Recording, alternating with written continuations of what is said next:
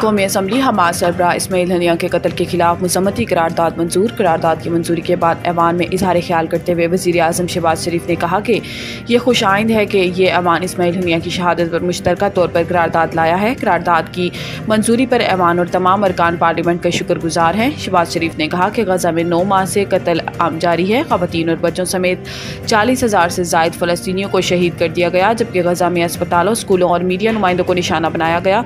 वज़ीर आज़म का कहना था कि इस कत्लेआम पर आंखें बंद करने से काम नहीं चलेगा।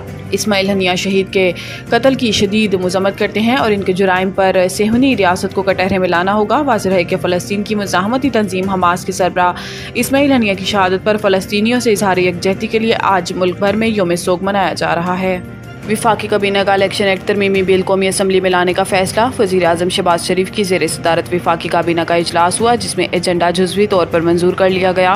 वज़ीर आज़म शहबाज शरीफ ने मज़लूम फ़लस्तीनियों के साथ वाशगाफ अल्फाज में इजहार यकजहती करते हुए कहा कि इस्माइल हनिया की शहादत फ़लस्तीनियों की आज़ादी के ख्वाब को मज़ीद जला बख्शेगी। ज़राए के मुताबिक विफाकी काबीना ने इलेक्शन एक्ट तरमीमी बिल कौमी असम्बली में लाने का फैसला भी कर लिया है। याद रहे कि 3 रोज़ कबल इलेक्शन एक्ट तरमीमी बिल कौमी असम्बली में पेश किया गया था, जिसे स्पीकर कौमी असम्बली सरदार याद सादिक ने मंजूरी के लिए पार्लिमानी कमेटी में पेश करने का हुक्म दिया था। अगले रोज कौमी असम्बली की कायमा कमेटी बराए पार्लिमानी अमूर ने इलेक्शन एक्ट तरमीमी बिल 8 अरकान की अक्सरियत से मंजूर किया, जबकि मुखालफत में 4 वोट आए और शाहिद अख्तर ने वोटिंग में हिस्सा नहीं लिया था।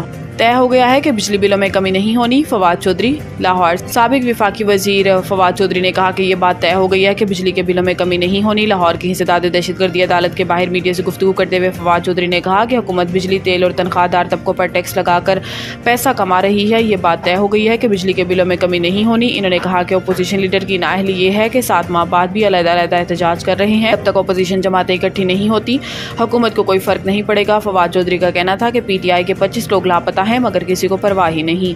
मुल्क भर की बिजली तकसीम कार कंपनियों की निजकारी का नोटिफिकेशन जारी। पावर डिवीजन की जानिब से जारी एलामिया में कहा गया कि 13 कंपनियों की निजकारी का प्लान जारी कर दिया गया। एलामिया में पावर सेक्टर की 12 तंजीमों की निजकारी से मुतल्लिक भी हदायत जारी की गई हैं। बिजली की तकसीम कार कंपनियों की निजकारी मरहलावार होगी। नोटिफिकेशन में कहा गया कि पहले मरहले में फेस्को, गैपको, हेस्को और आइस्को की निजकारी होगी। दूसरे मरहले में मैपको और पेस्को समेत दीगर कंपनियों की निजकारी होगी। ज़राए वज़ारत तवानाई का कहना है कि पावर सेक्टर की तमाम इदारों की निजकारी की जा रही है।